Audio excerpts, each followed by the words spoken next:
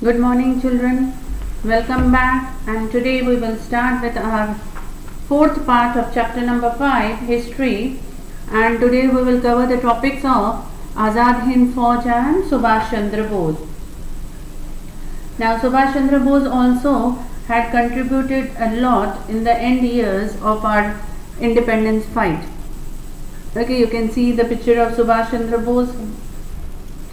Now, in short, the details about him. He was born on 23rd January 1897 in Cuttack, Orissa. Died, still a mystery about his death. Nationality Indian, known for prominent figure of Indian independence movement activism and reorganizing and leading the Indian National Army. Okay. Then head of Azad, ceremonial chief of Indian National Army. Political party Indian National Congress Forward Bloc, founded by him on 3rd May 1939. His religion was Hindu, and we can say, children, Anita Bose Puff. Now we will study about the early life, about the childhood.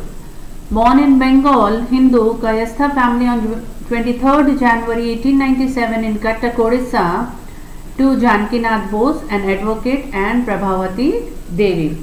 Okay, so his parents were Janakinath Bose and Prabhavati Devi. His parents' ancestral house was Kodalia village near South 24 Paraganas in West Bengal. He had studied at Stuart School, Cuttack, an Anglo school until the 7th standard, and then shifted to Ravenshaw Collegiate School. After securing the second position in the matriculation examination of Calcutta province in 1911, he got admitted to the Presidency College. Later joined Scottish Church College under the University of Calcutta and passed BA in 1918 in philosophy. Then he also had passed a very difficult ICS examination, Indian Civil Service examination at 4th number, and returned to Calcutta. Now the seeds of revolution were planted in his mind due to the insulting attitude and pride of the British professors at the Presidency College towards the Indians. At that time the professors had a very partial attitude. So because of that, the feeling of nationalism had come up in him. He was very much interested in the Indian independence struggle. He also became an active member in National Assembly. Now, in 1927, after being released from prison, Subhash Chandra Bose became General Secretary of Congress Party and worked with Jawaharlal Nehru for independence. He had also become a very popular leader among the youths, in the civil disobedience movement, and he had been jailed so many times. Now, at the young age of 41, he was being elected as the President of Congress Convention at Haripura, Surat, and showcased his ability. Then he left the Congress at difference of opinion with Gandhiji and he established a party named Forward Bloc. So during the civil disobedience movement, he had been jailed so many times.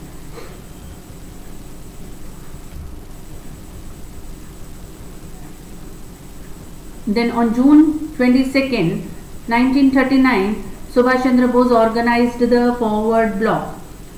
Then U. Mathuramalingam Thevar, who was deluged by the official Congress leadership which had not revoked the Criminal Tribes Act, joined the Forward Bloc. So he was the one who also Subhash Chandra Bose के Forward Bloc में उन्होंने join किया. Bose advocated a campaign of mass civil disobedience to protest against Viceroy Lord Lillienthgo's decision to declare a war on India's behalf without consulting the Congress leadership. Bose organized a mass protest in Calcutta calling for the Holwell Monument commemorating the Black Hole of Calcutta. So all this is about how he had drawn a Forward Bloc.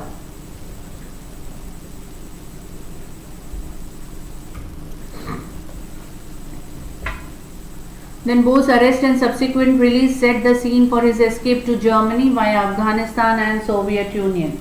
Now, you see, he travelled from one place to another, isn't it? First of all, he was arrested under Indian Defence Code and imprisoned. Now, during his imprisonment time, he was very much ill-treated. He was imprisoned at his place of residency as his health was deteriorating since he was passed unto the death. Then he travelled in the disguise of Pathan from Calcutta via Peshawar, Kabul, Iran and Russia. Later on he reached the Berlin, Germany on 28th March 1942. Now Bose spent almost nearly 3 years in Berlin, Germany from 1941 till 1943. Indians living in Germany gave him a warm welcome. He urged the people of India through Berlin radio to fight against the British Empire. Okay, from there Berlin itself he used to tell people to fight against the Britishers. Then when he visited Germany, during his earlier visit to Germany in 1934, he had met Emil Skin, the daughter of an Australian veterinarian whom he married in 1937. But then, when he went to Germany, he also met Hitler and discussed in detail about the independence of India. He then went to Rome, then Paris, and established a military unit over there for independence, and he had recruited nearly 3,000 Indians. At that time, Ras Bihari Bose, a revolutionary living in Japan, changed all the organization and established the Indian Independence League. To make India free, Azad Hind Fauj was being set up.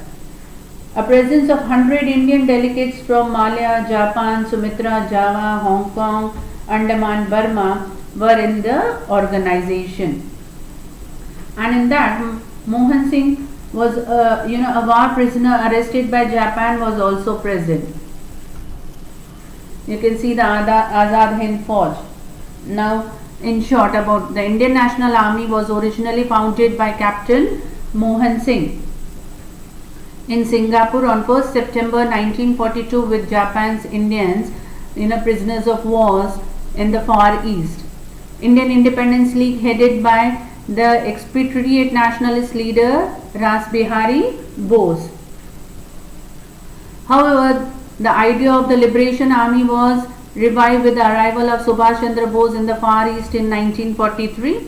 Even when faced with military reverses, Bose was able to maintain support for Azad Hind movement. The Bose's most famous quote was, "Give me blood and I shall give you freedom." Now about Indian National Army. The Indian National Army or Azad Hind Fauj was an armed force formed by Indian nationalists in 1942 in Southeast Asia during the World War II. Okay, so in Southeast Asia only he had formed his army and he had named Azad Hind Fauj. The aim of the army was to liberate India from the British occupation with Japanese assistance. The main aim was to liberate India. Initially composed of Indian prisoners of war captured by Japan in the Malayan campaign. The Rani of Jhansi regiment was formed as an all-volunteer women's unit to fight the British occupiers as well as provide medical services to Indian National Army.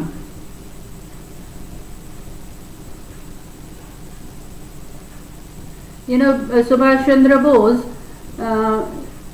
residing over there, we can say he was known as Netaji, and from there he had given the slogans, "Chalo Delhi, we will march up to Delhi," and another slogan given him by him was, "Tum mujhe khoon do, main tumhe azadi dunga." Give me blood and I will give you freedom. With his skillful guidance, he had formed a parallel government. He tried to convince and urge the Indians residing in Southeast Asia to sacrifice everything for the struggle independence. Okay, कि वहाँ से लेकर उन्होंने बोला कि हम दिल्ली जाएंगे.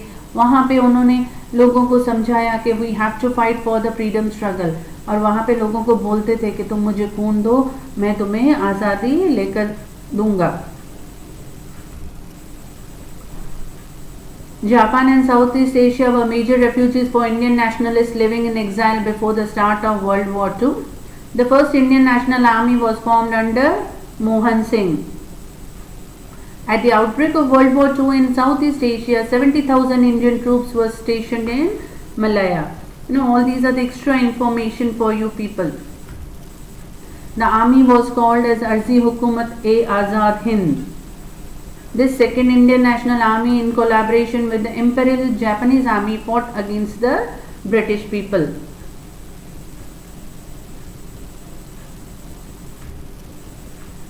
As the Japanese offensive opened, the INA sent its first forces into battle. Prem Kumar Sehgal, an officer of the Indian National Army, once military secretary to Subhash Chandra Bose and later tried in the first Red Fort trials. Now, as the Japanese withdrawal from the Burma progressed, the other remnants began a long march overland and on the foot towards Bangkok. Now, this Indian National Army जो वहाँ से Japan से उनको India की तरफ मार्च करना था. Now on the foot, they started moving from Burma. They progressed, okay, and then they moved towards Bangkok. सब इंडिया की तरफ पहुंचना चाहते थे, and via crossing all these countries they wanted to reach India. Now at that time Japan surrendered in 1945. Now Bose left for Manchuria to attempt to contact the advancing Soviet troops, reported to have died in the air crash near Taiwan. Now you see what had happened at that time. First of all, Subhash Chandra Bose, he had formed a provisional Indian government and he became the prime minister of that provisional government. Okay. Then in May 1944, under his leadership, the military units captured the Rangoon, Kohima, okay, that is the present capital of Nagaland. They marched towards Imphal. अपनी पूरी army के साथ वो इम्फाल की तरफ गए. Okay. But after the dropping of 2 atom bombs in Nagasaki and Hiroshima in Japan, तो Japan ने क्या कर दिया? Surrender कर दिया. Okay, the financial assistance to the provisional government stopped. Okay, जो उनकी गवर्नमेंट बनी हुई थी सुभाष चंद्र बोस की, उनको जो फाइनेंशियल असिस्टेंस मिल रहा था जापान की तरफ से वो बंद हो गया. The British aircraft started warfare against Azad Hind Fauj and so the conditions became critical. उस टाइम पर ब्रिटिश गवर्नमेंट ने इनकी फौज के ऊपर अटैक करना स्टार्ट कर दिया. On August 18, 1945, he started from Taipei airport of Formosa for Tokyo, Japan. But then his plane had crashed. Okay, and his plane had caught fire and he got a serious burns while undergoing the treatment. The mystery of his death has remained unsolved. किसी को पता नहीं चला है कि whether he really died in that plane crash or not.